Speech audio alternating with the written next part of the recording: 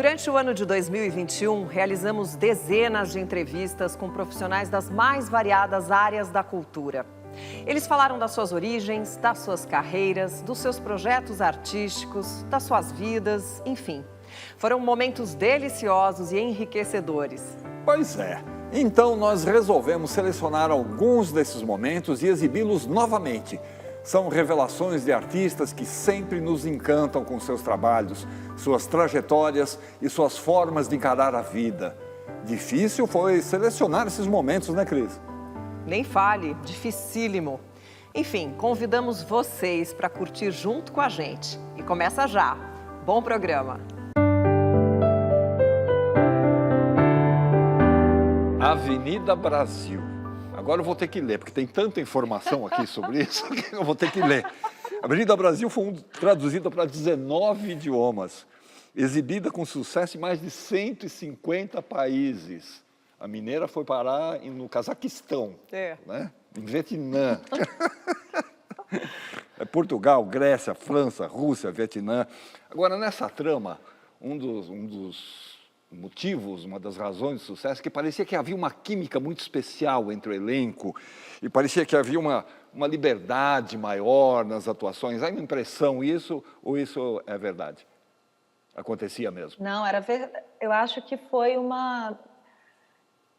Eu acho que nada a gente faz sozinho, né? Acho que a Avenida Brasil foi uma junção, assim, de uma direção muito aberta, muito criativa, um texto maravilhoso e um grupo de atores também que gostavam muito de jogar juntos. Então, acho que foram todas essas coisas, fora toda a equipe técnica em volta, que também era incrível, né? Todas essas outras coisas que são importantes para um trabalho ser construído.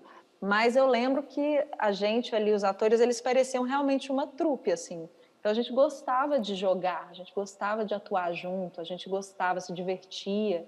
Então, acho que isso também conta muito no trabalho, né? Porque, geralmente, as novelas, a gente não tem essa relação tão forte. A gente cria durante aquele trabalho, mas na Avenida Brasil aconteceu isso de uma forma muito forte, muito mágica. Tem depoimento sobre isso, Cris? Tem. Adivinha de quem? De uma das vilãs, vamos ver. Ai. Deb, meu amor, eu tô aqui para dar um beijo enorme em você e dizer mais uma vez o quanto foi deslumbrante, o quanto foi incrível a Avenida Brasil nas nossas vidas, não só na nossa trajetória profissional, como na nossa amizade. A partir dali eu ganhei uma das pessoas que eu mais amo, que eu mais respeito na vida, que é você. Sou sua enorme fã, enorme fã. Nunca vou esquecer tudo que a gente viveu e louca para viver mais coisas com você. Te amo. Existia uma expectativa do público que vai acontecer essa noite, né? Porque era uma coisa assim maluca, vocês duas.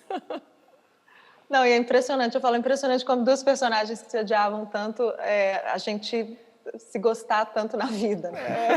E eu não conhecia a Adriana, nunca tinha trabalhado com ela, e acho que a conexão foi muito forte, assim, desde o início, sabe? E era importantíssimo que fosse nessa história. São duas personagens totalmente dependentes ali. Então, para mim foi um prazer fazer essa novela com ela. Claro, assim como todos os outros atores, mas como a gente contracenava e tinha essas cenas, né, que ficaram antológicas, assim, juntas, a gente se divertia muito em cena, muito. E a gente tinha muita liberdade para essa agressão, né? Para poder jogar em cena, para poder criar essas personagens tão opostas e, ao mesmo tempo, tão complementares. E contracenar com ela era uma alegria, assim, sempre. Sempre, era uma diversão e a gente muito juntas, também muito unidas, numa novela que não era fácil, porque novela você grava muita coisa, né? Você tem muitas cenas, muito texto, então você tem que encontrar parceiros fortes ali para estarem do seu lado. Vamos falar mais um pouco de cinema, Débora. No seu primeiro longa-metragem foi o Dois Perdidos numa Noite Suja. que é uma adaptação de uma peça teatral do Plínio Marcos, e você fazia uma garota que no texto, originalmente, era um homem. Fala um pouco sobre esse trabalho. Esse trabalho foi também, assim, um desses outros trabalhos que eu não sei de onde eu tirei essa personagem, sabe? Eu lembro que quando eu fiz o teste, eu li o teste e a personagem era completamente... Ela era desbocada, ela tinha uma situação onde ela vivia numa situação limítrofe ali, vivia nas ruas, falava inglês, dançava e cantava rap. E eu li aquilo e falei, tá, vou fazer esse teste. Eu fiz. E eu lembro... eu acho que a gente jovem é mais inconsequente, mas eu lembro que o jeito que eu fiz o teste foi mais ou menos o jeito que eu fiz a personagem. Então, eu enxerguei ali aquela personagem e fui. Então, tem algumas coisas na juventude, quando a gente começa a fazer, começa a trabalhar, que elas vêm de uma forma muito intuitiva, né? Depois, acho que também, claro, que a atuação tem muitos aspectos onde ela é intuitiva, mas nesse lugar, assim, eu lembro que esses personagens que eu fiz muito jovem e eram personagens difíceis, eles meio que batiam em mim e caíam ali e se encaixavam de alguma forma. E foi maravilhoso, porque a gente teve uma experiência nesse filme, foi o primeiro longa que eu fiz, e a gente foi filmar fora do país. A gente filmou Brasil e Nova York, mas como se ele fosse passado todo em Nova York.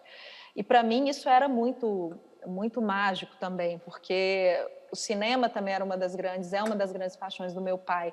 E eu lembro que muitos filmes que meu pai me mostrava se passavam em Nova York. Então, de repente, foi a primeira vez que eu fui para Nova York, me ver naqueles cenários, filmando, fazendo cinema, com uma equipe reduzida e maravilhosa, né? Um filme dirigido pelo Zé Joffre, com Roberto Bontempo. Assim, era um filme de 2 atores só em cena, um filme que vinha do teatro também. Isso, para mim, muito interessante. Depois eu fiz outro filme também, né, que baseado numa peça de teatro. Isso para mim era muito forte e foi uma experiência muito mágica. Eu lembro também que aconteceu uma coisa muito louca durante as filmagens e forte, né, muito marcante. A gente filmava o filme ele é passado no inverno com flashbacks do verão.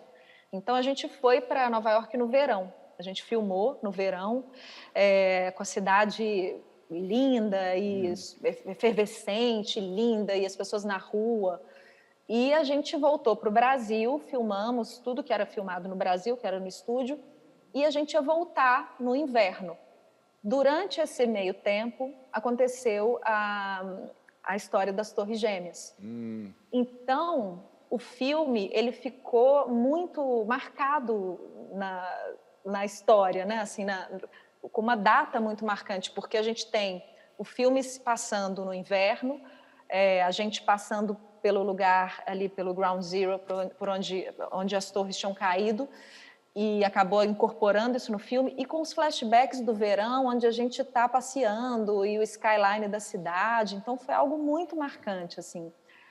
Foi uma experiência muito forte para mim, acho que por isso também, e pela intensidade do texto, do filme, por essa mudança de personagem, né? Um personagem que ganhava a vida como um menino em Nova York, o roteiro do Paulo Halme, essa questão também era muito interessante para a personagem.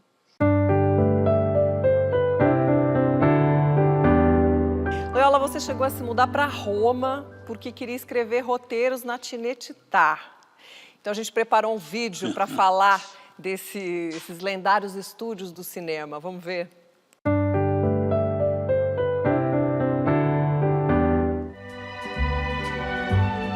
Em 1937, Benito Mussolini inaugurou o maior complexo de estúdios cinematográficos da Europa, sob o lema "O cinema é a arma mais poderosa".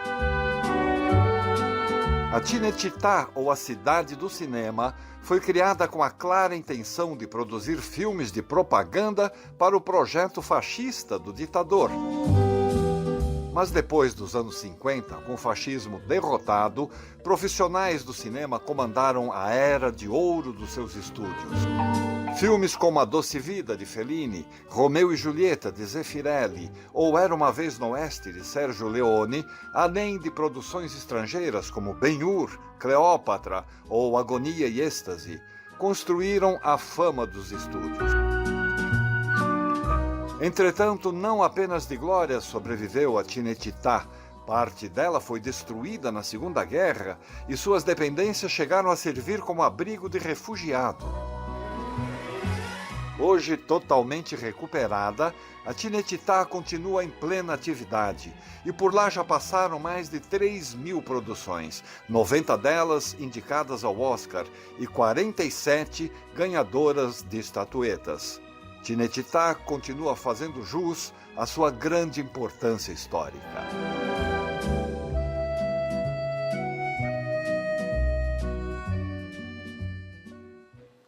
Ah, que saudade de Cinecittà. E de Roma, né? Roma foi uma aventura que eu tentei. Eu queria muito ir. Naquele momento, 63, o cinema americano estava numa crise, porque o advento da televisão tirou a plateia do cinema. Você podia ver filme, podia ter diversão em casa, para que você ia ao cinema? Isso foi um problema. Você tinha Cinecittà, você tinha Titanos, você tinha alguns outros estúdios fazendo filmes sem parar em Roma. Entende? Foi o momento de Fellini, foi o momento de Antonioni, foi o momento de Visconti, foi o momento do Pietro Germi, foi o momento de Sabatini, Amidei, dois grandes roteiristas, etc. Francesco Rosi, e aquilo era efervescente. E eu tinha visto também Dolce Vita, que teve uma exibição especial em São Paulo, no Cine Coral, que foi uma coisa espantosa naquele ano. Entende? Nós todos saímos chapados, né? Alguma coisa nova tinha acontecido no mundo.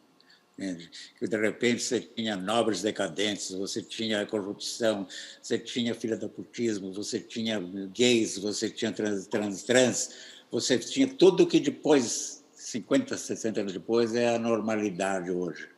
E que o Fellini colocou na tela a tal ponto que a Igreja Católica proibiu, ele quis ser morto, ele quis ser assassinado, ele sofreu ameaça e tudo mais. Então o cinema mudou naquele momento, foi para Roma. E lá fui eu, e desci lá, e aí me deslumbrei. Entende? Eu passeava pela Via Vêneto, eu adorava a Via Vêneto, porque era diferente a coisa da celebridade. As celebridades estavam ali e sentadas no café de Paris, estavam sentadas ali no seu lado, passava Marcelo Mastroianni, Silvana Pampanini, Gina Lollobrigida, passava Marisa Lazo, passava todo mundo, e passavam os americanos. Um dia eu soube que a Elizabeth Taylor estava no hotel do outro lado, no Grande Hotel, na Via Vendos, eu espero que seja o Grande Hotel, mas era o hotel. Eu atravessei correndo, fui ver, que eu queria saber se ela tinha realmente olhos violetas. E ela tinha. Não só olhos violetas, como 31 malas. Então, tudo isso era uma coisa fundamental para mim. Quer dizer, foi um momento muito feliz da minha vida. Muito solitário eu vivia naquela cidade, mas eu vivia tão feliz com aquele clima, com aquela coisa. Eu tinha minha credencial, eu soube que um dia o Fellini ia fazer uma escolha de figurantes ou extras. Me parece que já era para aquele filme com a Julieta Massina, o primeiro filme colorido dele. Me disse, vai amanhã ao Café Rogantino e você vai ver o homem. Cheguei no café, tinha uma fila na rua, ia embora. Os tipos mais estranhos. E aí eu fiquei lá vendo o Fellini, ele tinha uma prancheta na mão dele, e a pessoa vinha, ele conversava um pouco, e eu via que ele desenhava. E quando terminou aí, uma hora, esse assessor de imprensa diz, você tem 3 minutos, que já vai, faça uma pergunta. Eu assustei, já falava alguma coisa de italiano, eu fui e falei, e o senhor escolheu alguém dessa multidão? Ele falou, não, meu filho, eu não vim escolher ninguém. Eu falei, então, o que o senhor faz? Ele falou assim, eu estou vendo detalhes. Eu tiro a orelha de um, eu tiro o olho do outro, eu tiro o cabelo do outro, eu tiro o tique do outro, eu tiro o nariz, a boca, as coisas. Eu estou pegando elementos para montar dentro dos personagens.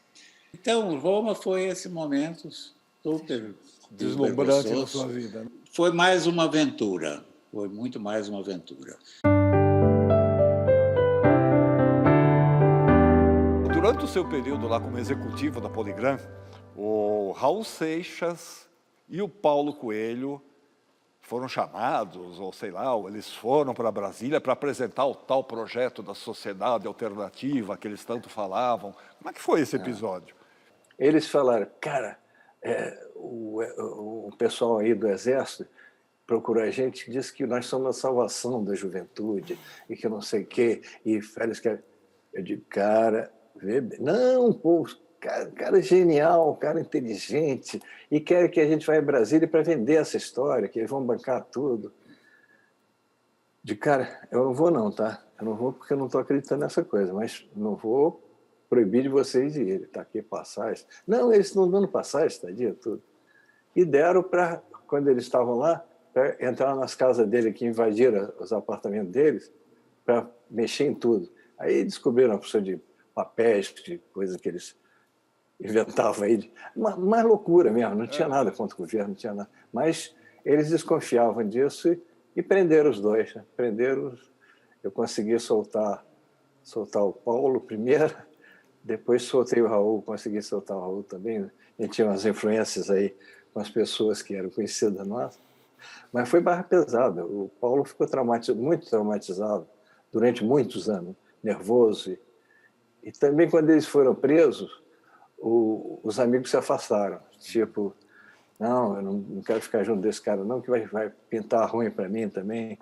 Tá? E eu fiz ao contrário. Paulo, vai dormir lá em casa. Aí, por isso, nós somos amigos até hoje, muitos amigos, muitos. Então, amigos que, claro, ele não podia deixar de mandar umas palavras para você. Vamos dar uma olhada. Menescal, um ser humano incrível, quer dizer, mais do que incrível.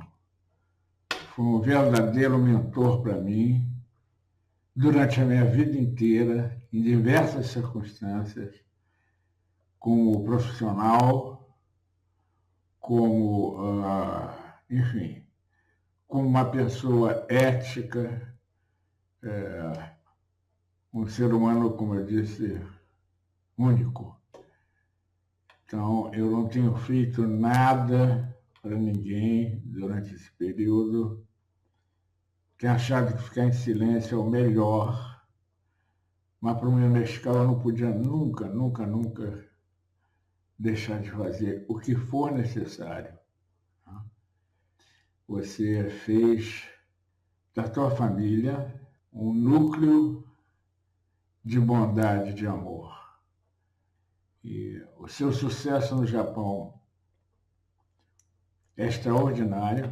Veja o mar pelos dias tão azuis. Eu devia estar mais bonita, mais maquiada, mas não estou. Maquitude. Bom, é isso que eu queria dizer. Parabéns por você ser quem foi, quem você é e quem continuar sendo. Uma lenda viva. Um forte abraço, meu amigo. Tchau. O barquinho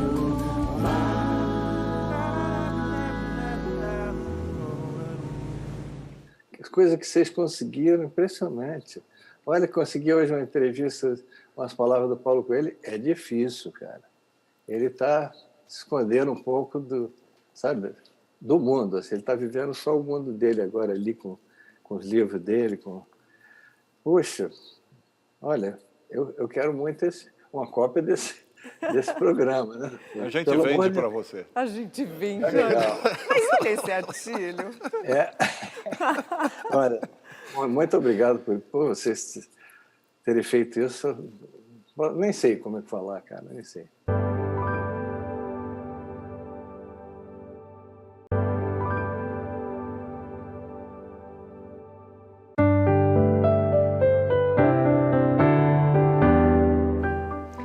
então a gente vai te mostrar mais um vídeo, mas eu não vou dizer do que se trata. Dá uma olhada. Tá bom.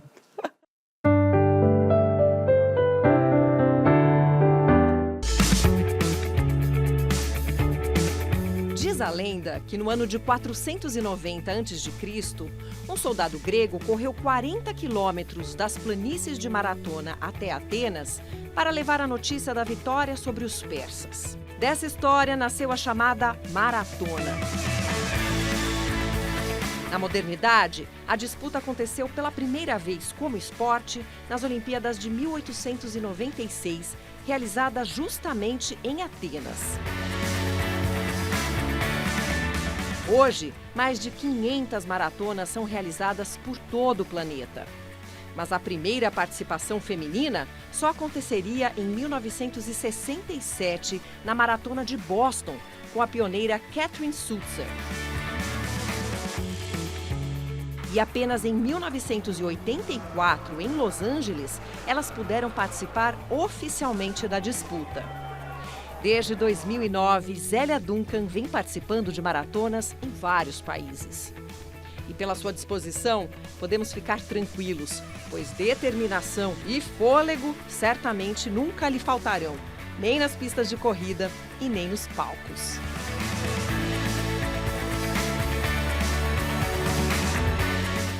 Corre regularmente.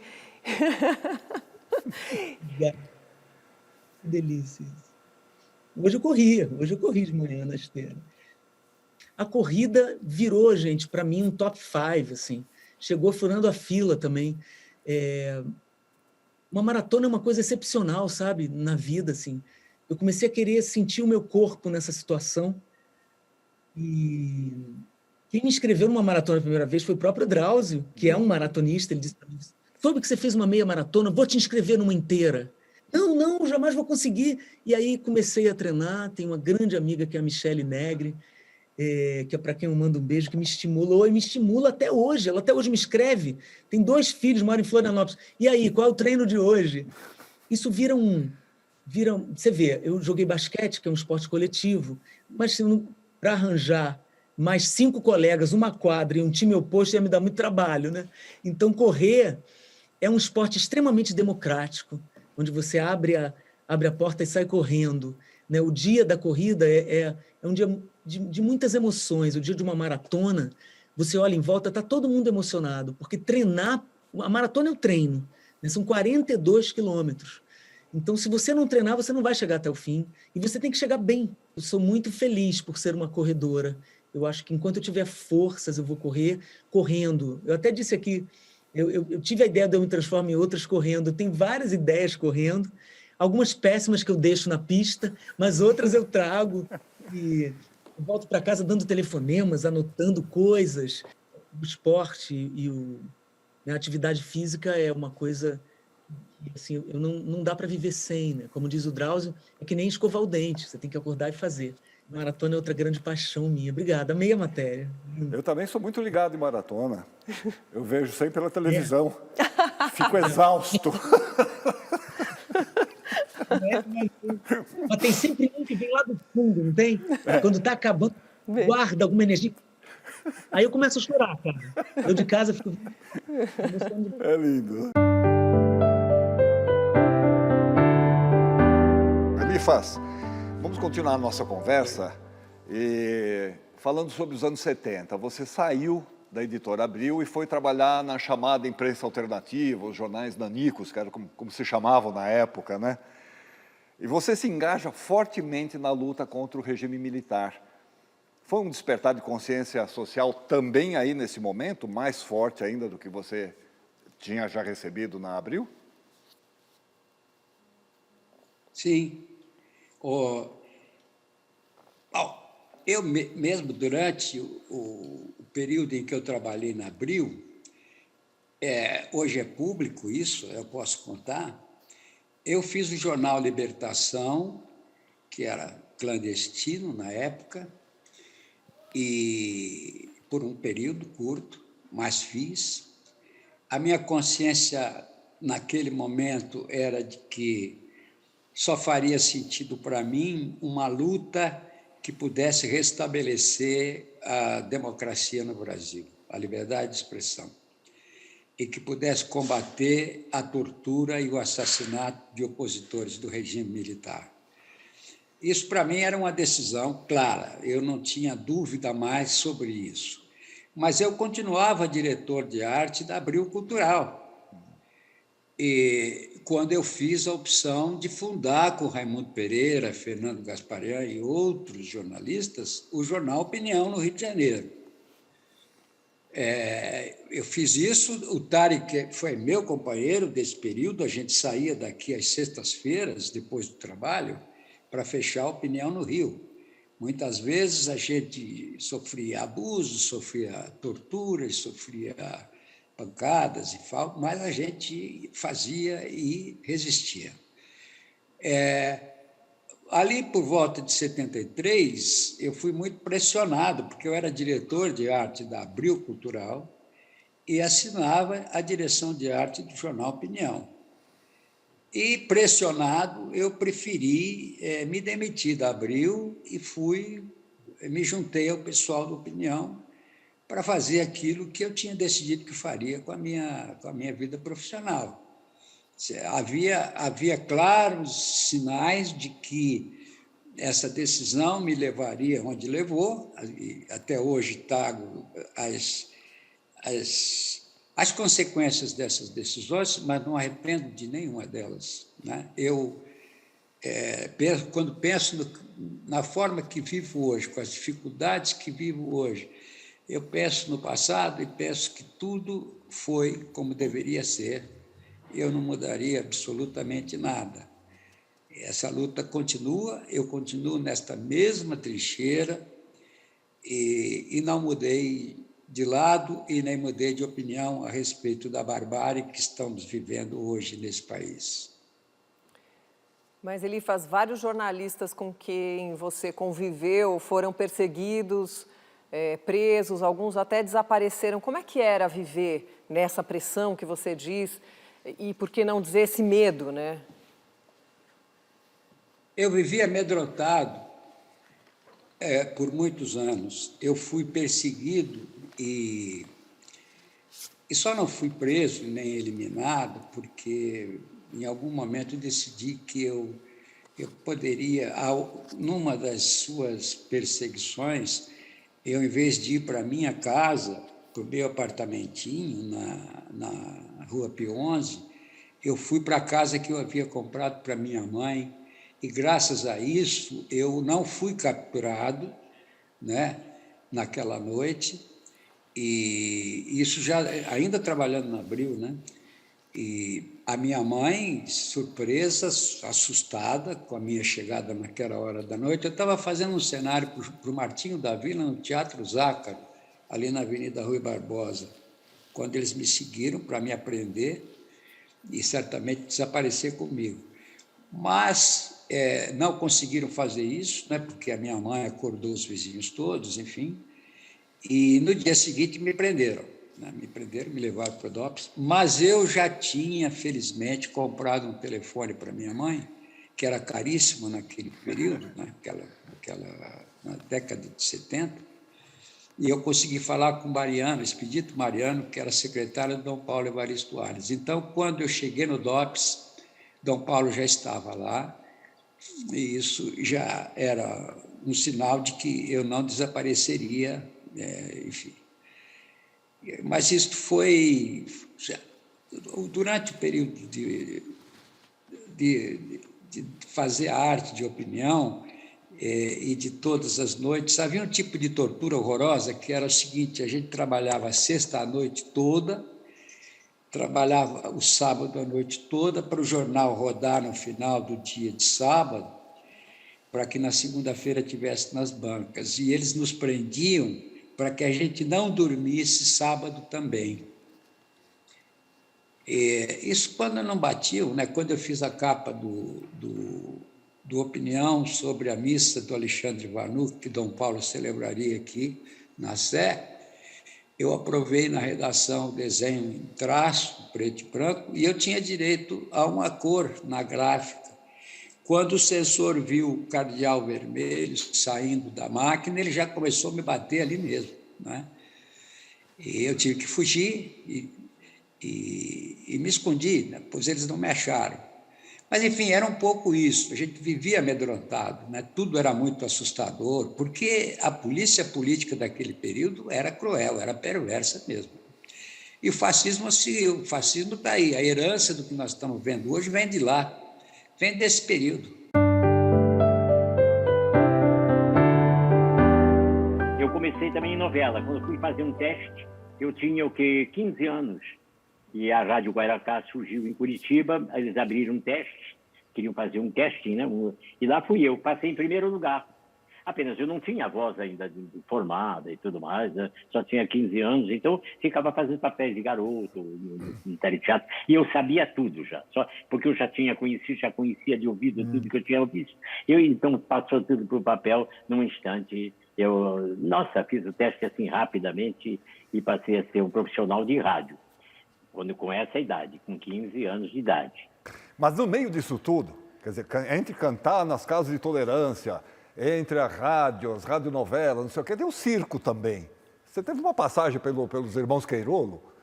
Um dia eu vi um filme no cinema, um filme, eu acho que era 12 Homens de uma Sentença, era um filme desse estilo. Eu não me recordo bem o nome. Mas eu vi aquilo tudo e disse, meu Deus, isso aí é teatro. Olha o promotor, o ator, são todos atores.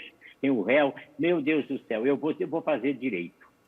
Porque assim eu vou me situar bem dentro do... Durante o tempo todo que eu estiver estudando, eu nunca vou me esquecer do teatro também. Pois então, veja como as coisas se ligam. Eu estava na faculdade do 4º ano, e daí então eu recebi um convite do pessoal dos Irmãos Queirolo para fazer uma peça.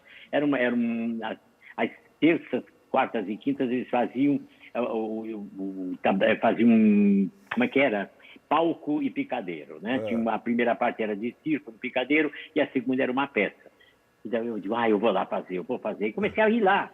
Quando eu não trabalhava, eu ficava olhando apenas, vendo como é que era feito, enfim, eu era contra a regra, eu era maquinista, eu ajudava a montar os cenários, eu ajudava a fazer tudo. Eu ficava por lá naquele ambiente encantador para mim. E um dia eu estou na aula e o professor chega assim e diz assim, ontem eu tive o desprazer de ir ao circo Irmãos Queirolo assistir uma tourada, porque eles faziam uma tourada no picadeiro, né? E os palhaços ficavam em cima, acenando para o touro para desviar a atenção dele para o toreador realmente se sentir melhor e não ser chifrado.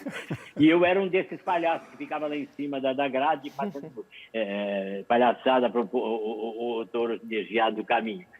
E o professor falou, e com o maior desprazer, eu tive a oportunidade de ver um colega, um futuro colega nosso, vestido de palhaço,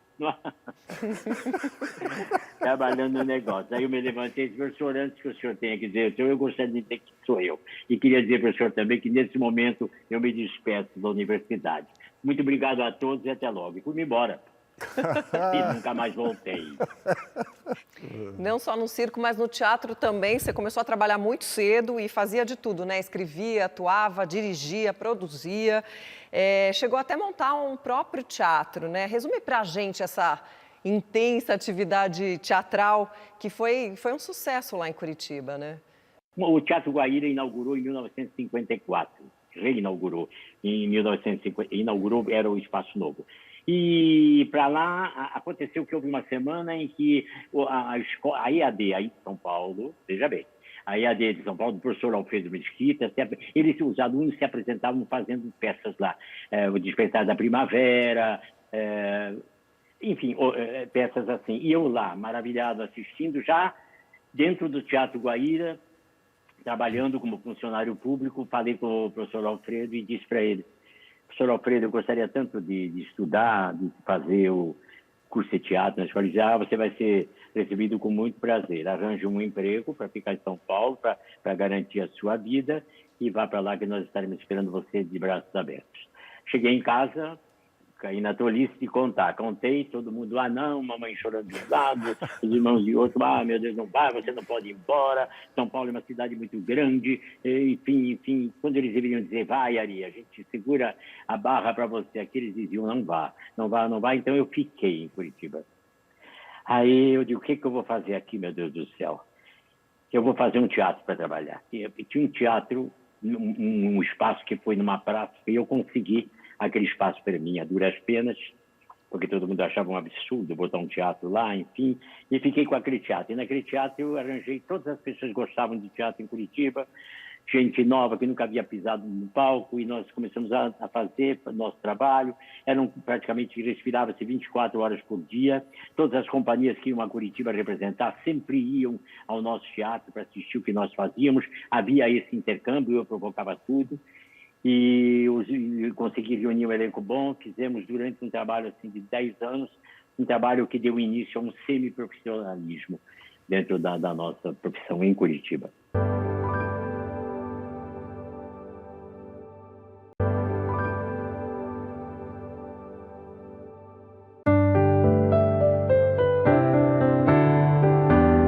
Agora, 1998, você vai fazer Cacilda, escrito e dirigido pelo José Celso Martinez Correia.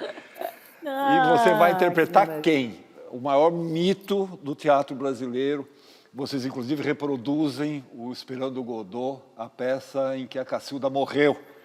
Se eu fosse fazer isso, eu desmaiava. Como é que foi essa experiência? Nossa, essa foi uma outra experiência, assim... Nossa Senhora, foram 9 meses, foi realmente uma gravidez, um parto. Foi a primeira vez que eu trabalho fora do palco italiano, né? Um teatro oficina, que é aquele mini sambódromo, e um teatro de Lina Bobardi, então é uma relação direta com a plateia. E ele vai quebrando estruturas, né? O Zé é o martelo do Nietzsche. Quando está tudo bonitinho, ele vai lá e pá! E esse negócio é muito interessante, porque você nunca fica confortável. Quando você... O Antunes tinha, de alguma maneira, por um ou outro viés, ele também dizia isso. Mas com o Zé, quando você está confortável, você está um pouco morno, você está um pouco... Ele vem e ele vai bagunçar essa estrutura. E ele bagunça, às vezes, em cena, né? Ali, no ato. Já vi ele fazendo isso com vários atores. Corrige, muda, vai e interage. Vocês sabem muito bem como é a relação com a plateia, como ele traz a plateia para dentro, né? E o Zé tem uma disciplina incrível. E fazer Cacilda exigiu muito dessa disciplina e desse silêncio e dessa autoridade, da autoridade do saber, né? E o teatro oficina é isso. É sempre um risco iminente de alguma coisa acontecer. E geralmente acontece. O que acontece? Acontece o pulsar da vida, né? Acontece ali, agora, o teatro presentificado, presenciado, o teatro acontecido naquele momento para quem está ali. Então, ele é o gênio desse teatro, ele é o gênio desse teatro que você... É o teatro dionisíaco mesmo. Você descreveu brilhantemente Zé Celso, Teatro Oficina. Então, vamos ver o que Zé Celso tem para falar sobre você? Bete Coelho, uma das maiores atrizes brasileiras de todos os tempos, mas uma das maiores atrizes para mim do mundo, hoje. Né? Eu tive esse privilégio de trabalhar com ela em Cacilda. Porque ela é tão Cacilda quanto a Cacilda. Né? Ela fez uma das interpretações mais fantásticas, porque ela, além de ser atriz, é bailarina. E a Cacilda também era bailarina. Então, além de ter revivado a grande dançarina que está hoje em dia no Golfo, Cacilda, ela revivou também o mito da Cacilda, que esse ano faz 100 anos. A Bete, ela foi extraordinária na Cacilda. Ela ganhou todos os prêmios esse ano, claro. E vai ganhar todos os prêmios, porque realmente eu viajei a Bete em todas que ela fez com o Gerald Thomas. Eu sempre vi a Bete brilhando e crescendo cada vez mais. Agora ela está num apogeu. Aproveita a persona, aproveita quem está vendo persona, porque ela é uma grande atriz de cinema e de teatro brasileiro. Beth, merda!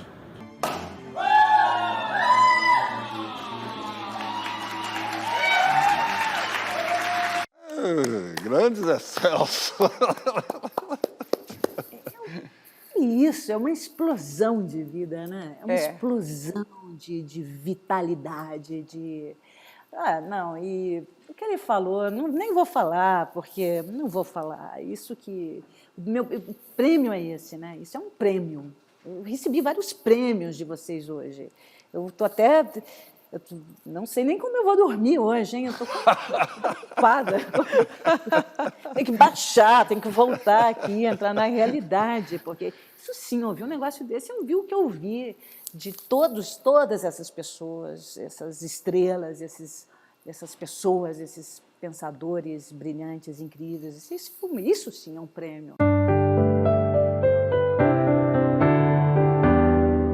Bom, e aquele menino que não ia tão bem assim na escola acabou se tornando um estudioso obstinado, né? E saiu pelo mundo pesquisando esse universo da dança, né, Ivaldo? A gente tem um material aqui, um vídeo para te mostrar.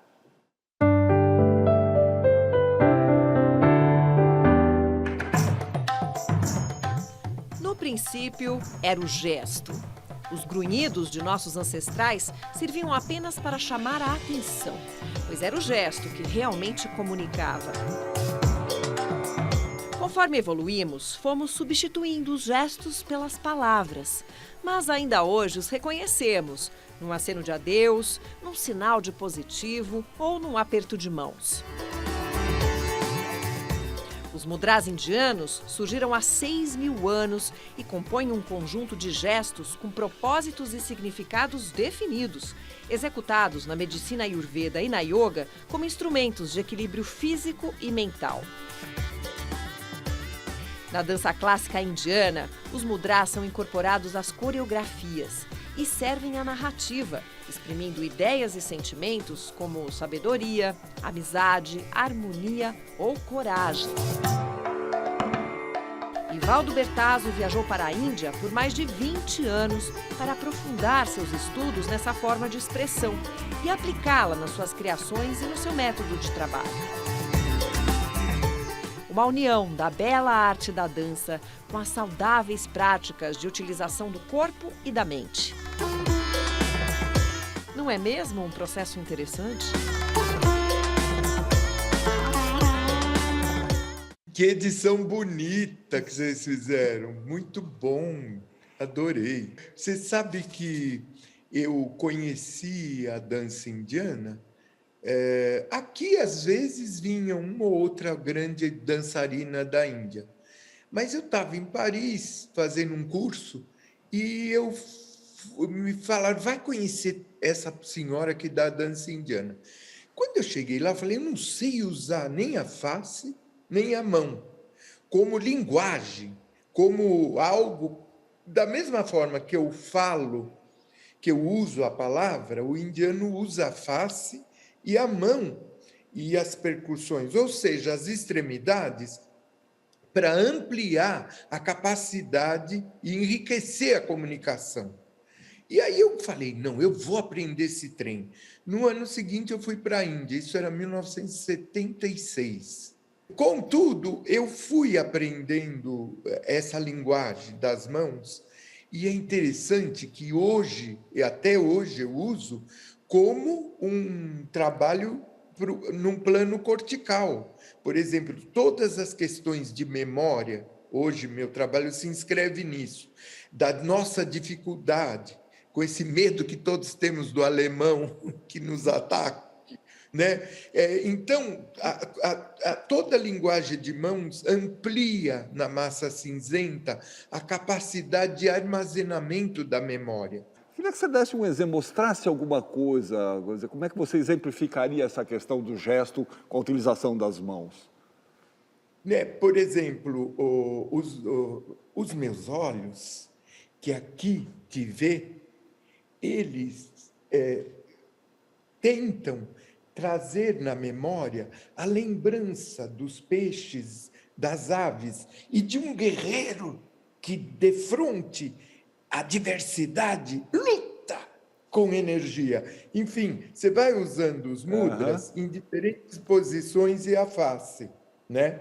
Mas o mais importante, por isso que eu estou com bastão, é o manuseio da ferramenta, onde as nossas mãos precisam adquirir habilidades múltiplas. Mas não é toda hora que eu estou na cozinha trabalhando, não é verdade? Picando cebola ou cozinhando. Porque cozinhar é uma grande habilidade manual. Então, o aprendizado da mão, ele vai te trazer habilidade que é que nos fez ser humano. Então, a mão, ela é uma ferramenta para o seu desenvolvimento enquanto cérebro, indivíduo, e é útil. E senhoras de 60, 70 anos trabalham a mão e sentem um ganho. Beth, você levou para o palco um espetáculo baseado nas cartas que o Nelson Rodrigues escreveu para a sua avó, para Eleonor. E a gente acabou descobrindo que o Nelson Rodrigues, o anjo pornográfico, também tinha uma faceta romântica, né? Qual foi o sentimento que te levou a construir esse espetáculo? Então, eu comecei a falar da história do Anjo Negro, que foi o espetáculo onde, na verdade, eles se conheceram. E eu vou voltar um pouquinho para contar como eu descobri essa história. Tá. Eu estava procurando textos para trabalhar. E mamãe e papai tinham, claro, armários cheios de textos.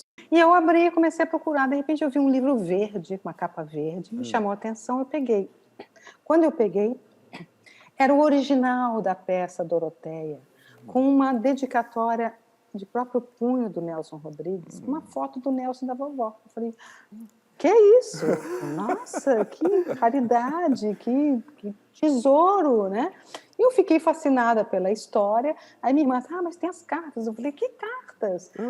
Aí que me contaram, eles tiveram uma história de amor, e aí durante esse período eles se corresponderam. Na verdade, não era nem uma correspondência, ele escrevia sobre ela e para ela.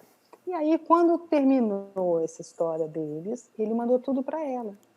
Então, isso foi um material que ficou guardado durante muito tempo, num lugar muito especial, né? De amor, de mistério, de segredo. Quando eu descobri aquilo, eu fiquei tão mexida com aquela história, eu falei, eu quero fazer essa peça. De qualquer jeito eu quero fazer essa peça, porque eu adorei a peça também. A peça é uma peça surrealista, uma peça moderníssima para a época. E eu falei, eu quero fazer essa peça. Aí fiquei feito uma louca para produzir a peça. Tentei produzir 2 vezes, nas 2 vezes eu não consegui. Houveram situações em que eu não consegui montar a peça. Aí eu fui convidada pelo SESC para escolher espetáculos que iam participar do FIT, em São José do Rio Preto, que é um Festival Internacional de Teatro. E eu falei, claro, com o maior prazer. Fiquei lá vendo um monte de trabalhos. Um dos trabalhos era a Doroteia, a peça Doroteia. E aí, o curador, que era o Ricardo Fernandes, ele reparou que eu falava o texto da peça antes das atrizes.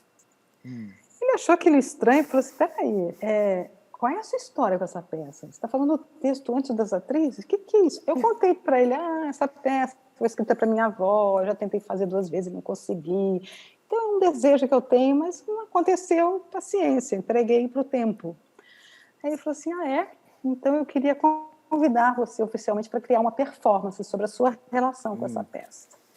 Aí eu falei, mas eu posso fazer o que eu quiser? Claro, faça o que você quiser.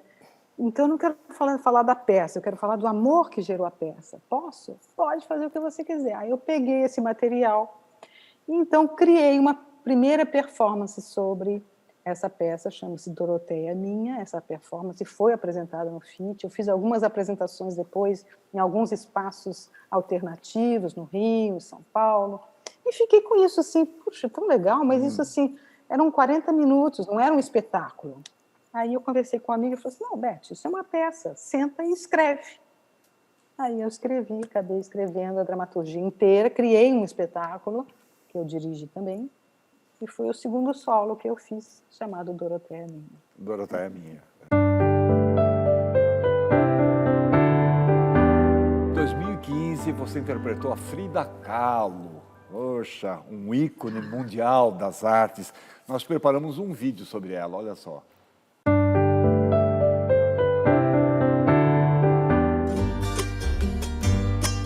Nascida no México em 1907, Frida Kahlo é hoje uma das mais reverenciadas personalidades das artes plásticas mundiais. Sua obra, inspirada no surrealismo e elementos típicos da cultura mexicana, retrata também a própria artista e sua terrível condição física, consequência de uma poliomielite que teve na infância e de um acidente de trânsito que sofreu aos 18 anos de idade. O conturbado casamento com o muralista Diego Rivera acrescentou outras dores à sua alma de artista. O casal era ligado também ao Partido Comunista e deu abrigo ao líder socialista Trotsky na famosa Casa Azul, residência familiar de Frida Kahlo, hoje transformada no museu que leva o seu nome. Apesar do tardio reconhecimento, Frida inspirou livros, filmes, documentários e teses.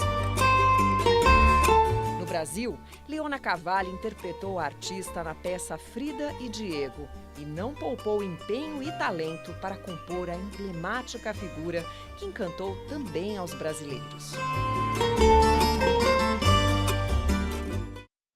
Você, inclusive, foi ao México, né, para mergulhar mais fundo na criação dessa personagem da Frida. Deve ter ido até a Casa Azul. Como é que foi isso? Fui. E a Tata Amaral tinha me dado há muito tempo um filme sobre a Frida e eu fiquei encantada com a Frida, um filme antigo, maravilhoso o filme. E aí eu comecei a ler coisas sobre a Frida, então eu sempre fui muito fã da Frida.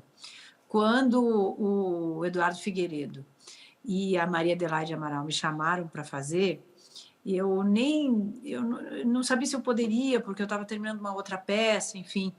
Mas aí me resgatou, eu tive essa lembrança desse encanto que eu tinha pela Frida Kahlo, né? Uma personagem incrível, uma mulher que mudou a vida do mundo, absolutamente moderna, ousada, não só como pintora, mas como revolucionária, como pessoa, uma mulher que transcendeu assim tudo, a dor e o tempo através da arte dela. Foi uma peça linda. Nós ficamos quase 3 anos em cartaz com grande sucesso. Até agora, muita gente me fala: você não vai voltar com a Frida? Você não vai voltar com a Frida?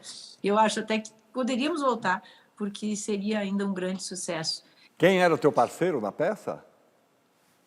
Xaxá. Olha Xaxá, ele que é o que faz... Ah, não acredito! A fidelidade é uma virtude burguesa e o ciúmes é um sentimento mesquinho e contra-revolucionário. Salve, Leona Cavalli. Salve, grande amiga, grande atriz. E queria te confessar a minha admiração por você, esses anos todos trabalhando junto contigo. Estamos agora na série Rei da TV, onde fazemos marido e mulher também. E trabalhamos muito tempo fazendo Frida e Diego. Foi uma grande aventura trabalhar com você, tirar aquela peça do papel e transformar nesse grande espetáculo onde corremos o Brasil inteiro, fizemos Rio, fizemos São Paulo. E eu gostaria de perguntar o seguinte: lá no seu íntimo, você não tem uma pequena frustração da gente não ter levado Frida e Diego para os palcos mexicanos? Fala aí. Por mais que eu banque a durona, tem momentos que eu gostaria de jogar a toalha. Eu nunca vou deixar você fazer isso, filha. Lindo.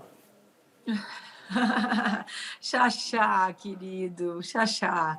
O Xaxá, que colega, que ator. Eu já era fã do Xaxá, porque já tinha visto ele no Ornitorrinco e já tinha feito uma minissérie com ele, a Gabriela, uma novela, né? Mas a gente não tinha contracenado em Gabriela. E a peça Frida e Diego é justamente a paixão dos dois. A Maria Adelaide teve essa opção até ao escrever, que ela comentou comigo que a peça era sobre a Frida, mas que ela achou que o amor dos dois era a coisa mais importante da Frida. É uma alegria muito grande estar com você. Você é um ator amado, um parceiro querido, querido colega. Muito obrigada por a gente estar junto. A gente queria te pedir o seguinte: no texto da Ana Vitória Vieira, que você mencionou, Máscaras de Penas Penadas, Penas que está no seu livro, há um momento em que Apolo, Dionísio e Diana dialogam com um ator que lhes pede para ser abençoado. A gente podia encerrar o programa lindamente com essas belíssimas palavras da Ana Vieira? Que legal, claro. mortal que sou, limitado, num corpo de desejos transitórios, mascarado. Estou por trás das máscaras dos que represento. Empresto o meu corpo, a minha voz, os meus olhos, meus braços, minhas pernas, àqueles que não podem viver no presente. Torno-os imortais ao perpetuá-los, vivendo em nome deles as suas glórias, os seus martírios na terra. Canto seus cantos divinos, represento o que não sou, em busca de ser o que sou.